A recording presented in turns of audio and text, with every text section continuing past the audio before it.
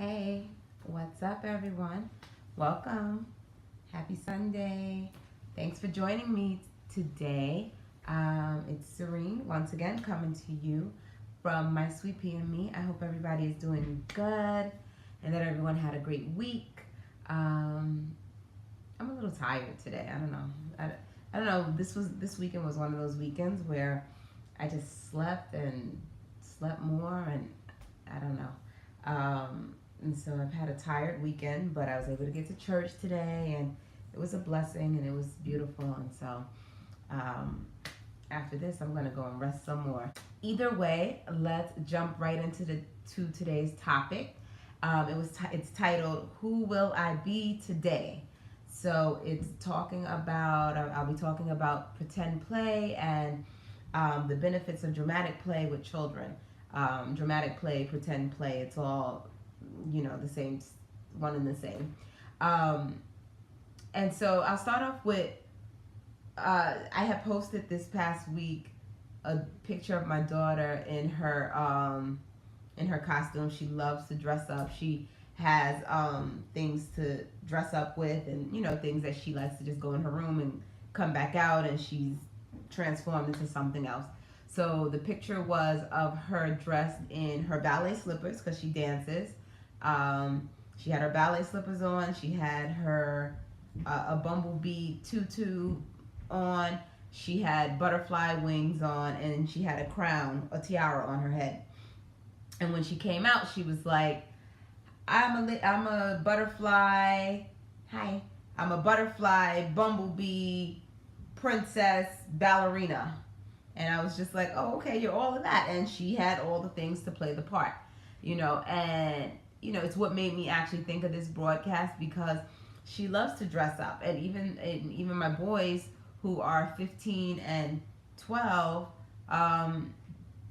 not too long ago, they love to also dress up, and they love to get into different characters. And when Halloween comes around, our youngest son loves to really transform, and he normally asks us to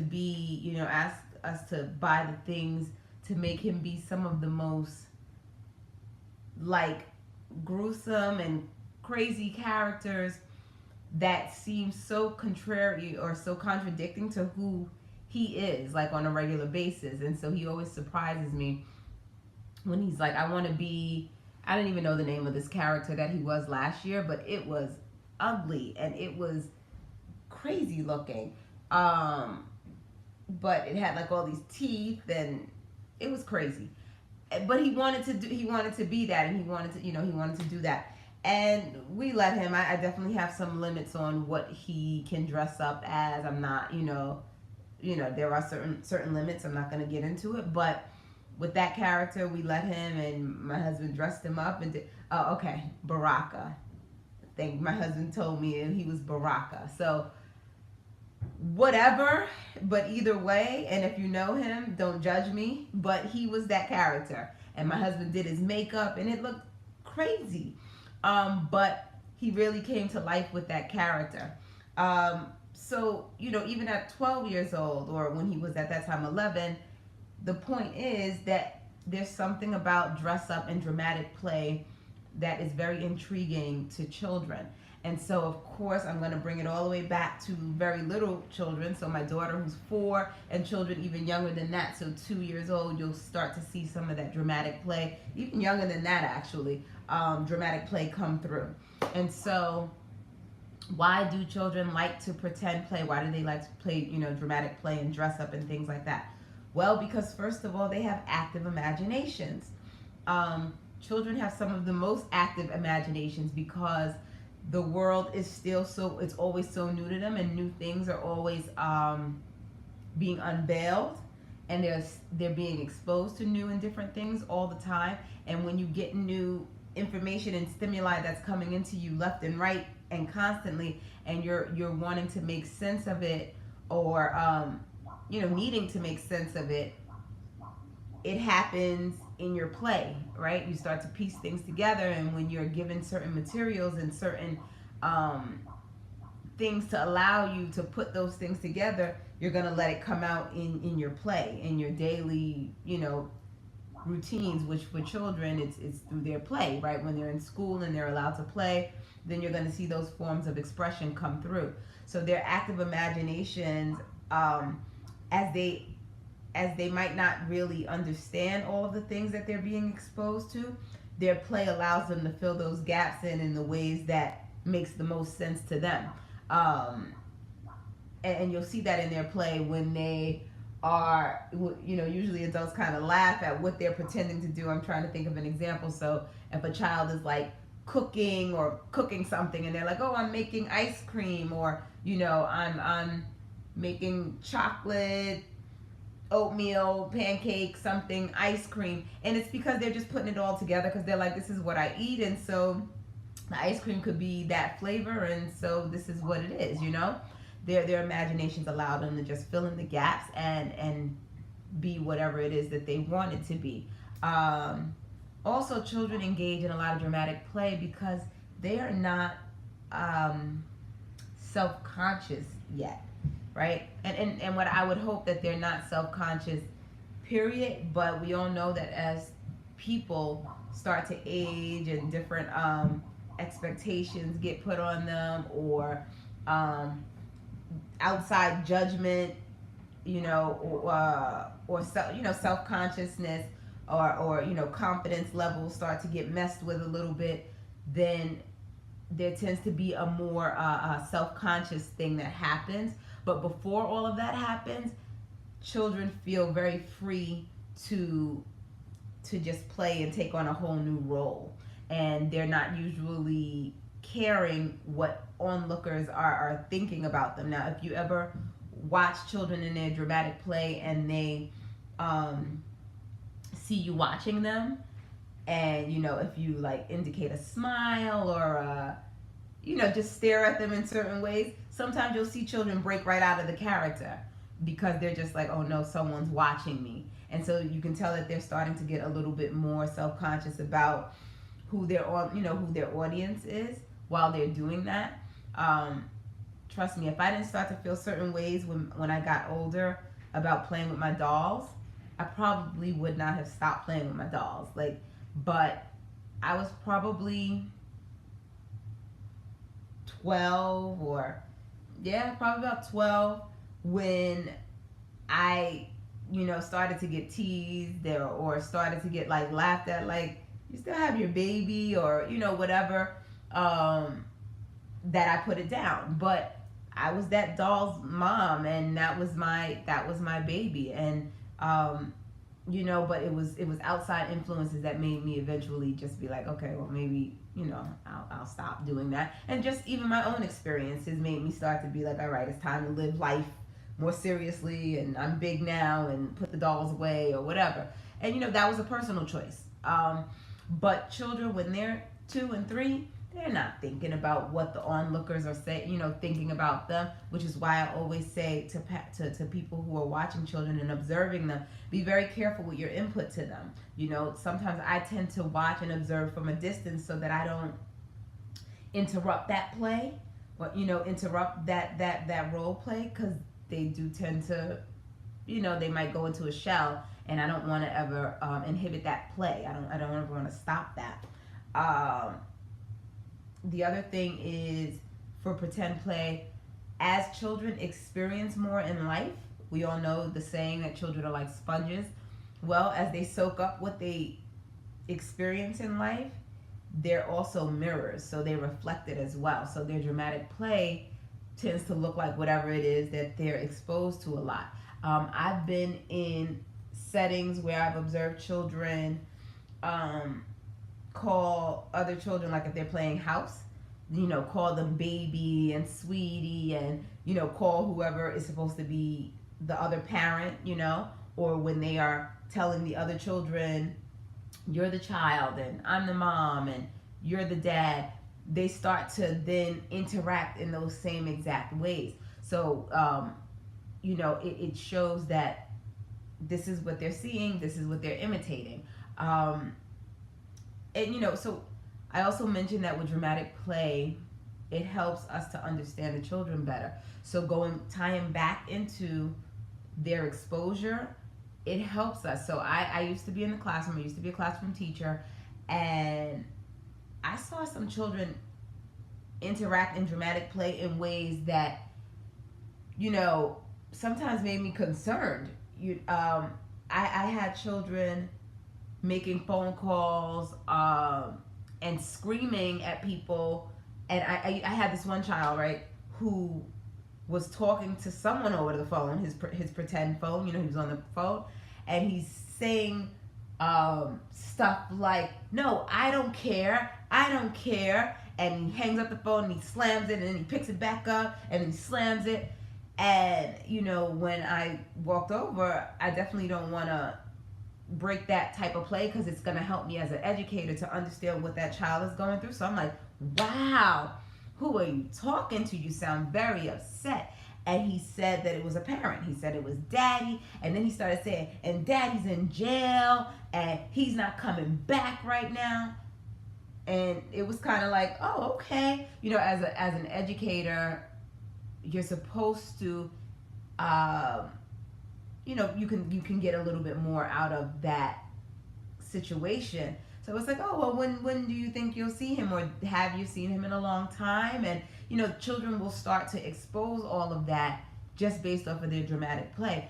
I also know, and I can't speak too much on it, but because it's not my field, but I even know that as far as when it comes to children who go through sexual abuse or go through any kind of abuse, that oftentimes they'll be put in a setting by whether it's a therapist or someone who's trying to get more information about what's happening. They'll have the children imitate it. So they'll give them dolls and they'll give them things to be able to have them imitate those things. That's it's role playing.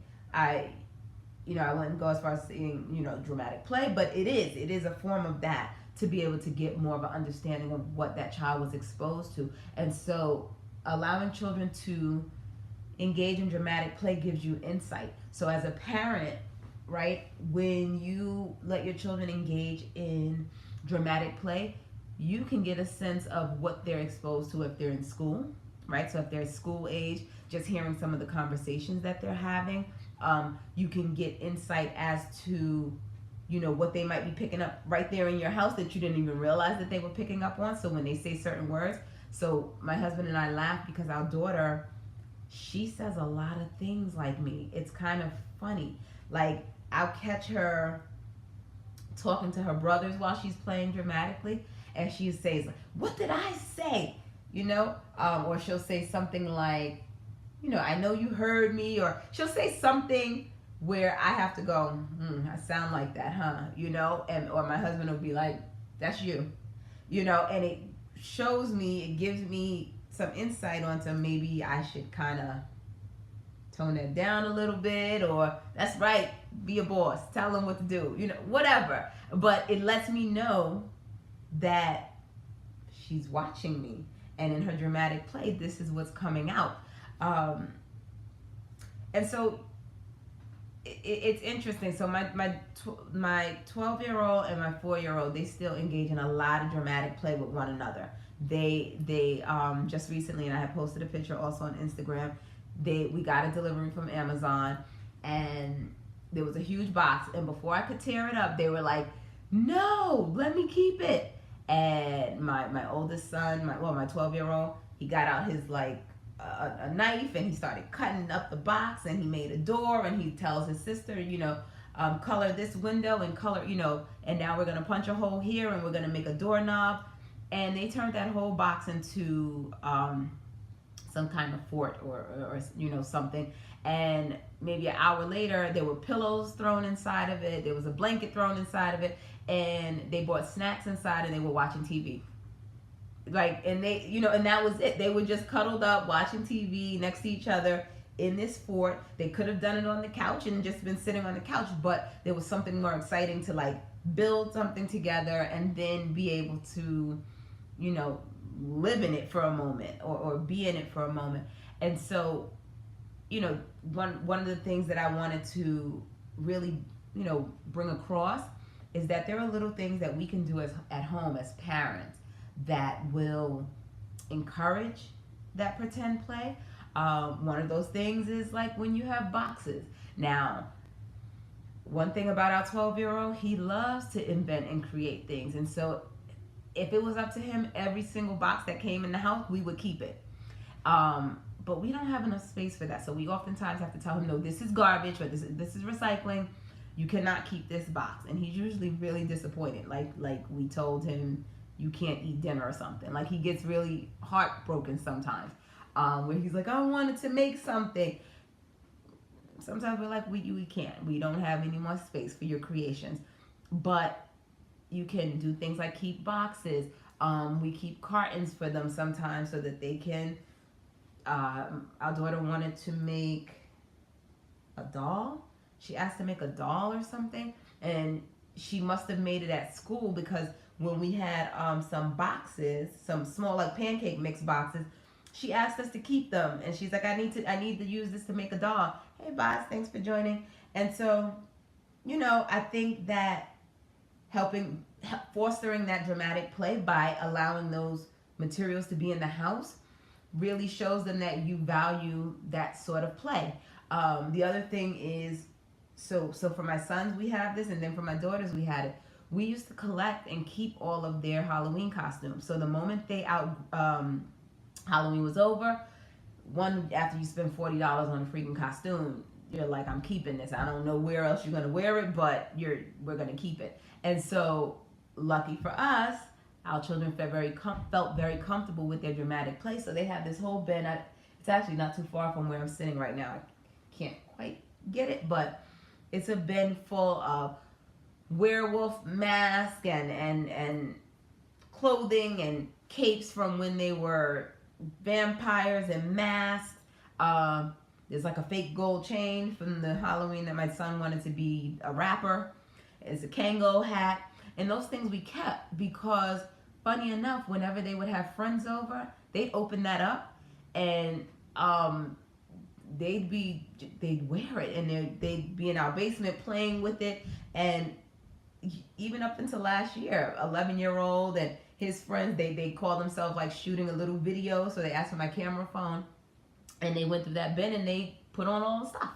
And so that is still a form of dramatic play. They're just taking it to another level because now they're shooting a video with it, and maybe they're sitting there writing some lyrics because they're rappers, and then they put on the gear for it. But it's a form of expression. So now with our daughter, she has the same thing. So she's into tutus and those types of dress up costumes and her dancing and stuff. So she has a bin full of different types of dresses, and some of them are dresses that she really can't fit anymore, but she still wants to wear them in the house. Sequency, glittery things that she doesn't want to let go of. We throw it in the dress up bin, and she totally does on Saturdays, on the weekends when we are just sitting in the house. She'll throw them on, and whatever, and she'll pretend to be whatever. She'll take on some character. So parents definitely, keep things like dress up clothing. The other thing that a lot of people don't think of when they think of dress up are just pieces of fabric. So this really takes their dramatic play to a whole nother level. So if you get pieces of fabric of different widths and lengths, different weights of fabric, children get really creative with piecing things together and tying things together, and something becomes a headscarf, or something becomes a necktie, or something becomes a belt, or you can even, depending on their level of fine motor skills, start to talk about sewing, because then they can start to piece things together for their dramatic play.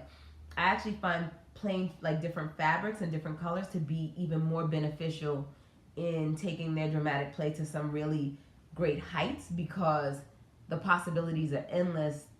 You can even rip fabric and keep it moving and do something different with it, right? So that's something that parents can do in the house. But basically it's exposure. It's giving them access to the materials to be able to foster that dramatic play. So we've talked about why children like to do it, and we talked about what you can do at home, and we talked about what it can help you to see with children by observing them in their pretend play.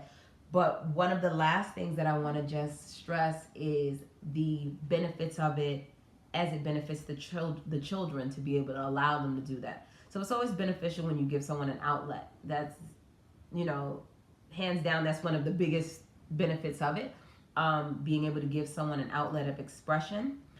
But there are benefits that are even greater in the sense of their well-being in school, and that's specifically through their socialization. So social skills are, you know, to me, social skills, especially at early ages and early stages, and being able to develop the social skills is far more important than the academics. Far more important. Because children have to interact with people every day throughout, as they come and go from school to school. While they're in school, they're socializing constantly. And so to be able to have social, you know, be strong socially is really important. And you'll actually see in dramatic play, if you've ever watched different children, you know, a group of children engage in dramatic play, you tend to have children who take a leadership role, and those are the children who tend to assign the roles of all the other children in dramatic play.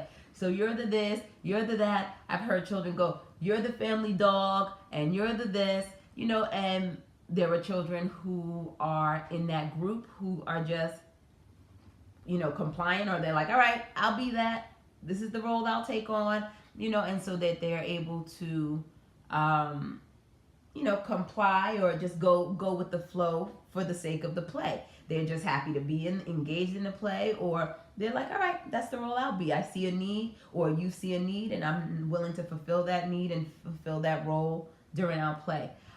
You'll also see sometimes conflicts arise, right? Because the child who's like, I don't want to be the this, or I don't want to be that role. And if you stand back, sometimes they work it out. They're like, well, it was my turn, or the last time you were the this, and I didn't get a chance to do that. Or even if they're not able to work it out, that's where it's helpful for an adult to step in to that play and say to them, well, you know, help them to navigate through that. So who was the chef last time, or who was the pilot last time? Or maybe you can be the co-pilot this time. And you know, there you can engage them with new vocabulary, right? So if someone thinks they can only be the pilot and they don't know that there's a co-pilot, now you can insert some new vocabulary. So there's opportunities to teach them new things to heighten and to further the dramatic play that they're in. But as I was saying, social skills and being able to navigate through the problems and conflict resolution happens while they are engaged in that dramatic play. Also, staying in character is an extremely vital part of dramatic play, as well as it's really important to be able to say, hey, I'm in this role, and in this role, these are the types of things that get done when a person is playing a waitress. Here's what they do. And you'll see children totally transform. That's so important. I mean, how often in our ways of just navigating throughout our day-to-day do we have to step into a certain role and keep that hat on, you know? When I go into work, very rarely can I switch the hat and become mommy Serene, you know what I mean? I'm there being director. And so in that role, these are these things that I have to do. And so in dramatic play, when these children take on these roles at such a young age, it's nothing short of amazing actually to see them stay in that role, stay in that character, and fulfill the duties that that character, you know, has to fulfill. And it's things that they self-assigned. So it's empowering, right? It's like, here, not only am I staying in that role, but I assign this role to myself. And this is who I am, and this is how I'm going to perform in this role, and you know, I'm not breaking character. So these things bring up, you know, these things teach it looks like basic skills, but they're really not, you know. Their play is quite sophisticated. And then the last thing that it does, it is, like I had said with the vocabulary, that if you introduce them to new vocabulary during their dramatic play, then you're teaching them in a way that's not even the formal way of teaching. And then it goes hand in hand with the fact that then you're able to know what books you might want to purchase or get from the library, or expose them to more stuff. So if my daughter is like into pretending to be a ballerina constantly, I'll know that she has an interest in that. So I might want to start buying her books where she sees famous dancers. I might want to expose her to videos where she can see more dance techniques. And that's because her pretend play helped me to see what she's taken an interest in. And then in turn, it tells me what I should expose her to more to refine that play, as well as to potentially bring out something that might be a bigger purpose for her, right? Dramatic play can help to bring out your next budding actress or actor or dancer, or depending on whatever they're into. Mechanic, some children are so into pretend play with their cars and stuff that they get so engrossed in learning all the parts of it and things like that. So exposure may help to further them along the way, and all just from dramatic play, right? Who knew? Who thought? So, as I said, allow them to play, engage in dramatic play, foster that creativity. I can't stress that enough. Sometimes we move so fast that we're not allowing the children to engage in what we look at as not as meaningful as getting them academically prepared and things like that. We're missing something. Like, people are missing something. The reason why play is so important to children is because it's a very important part in grounding them in the world and having them understand the world. And so, dramatic play is where it's at. And for parents and adults and teachers out there, jump into their play with them. Like, play and engage with them. And that's about it. That's about it. I hope that this was helpful. I hope you enjoyed. I look forward to seeing you next Sunday. Take care. Have a good night. As I said, I'm going to sleep. I'm so tired. This weekend was really tiring for me. But enjoy. Thanks for joining. Have a good one. Bye-bye.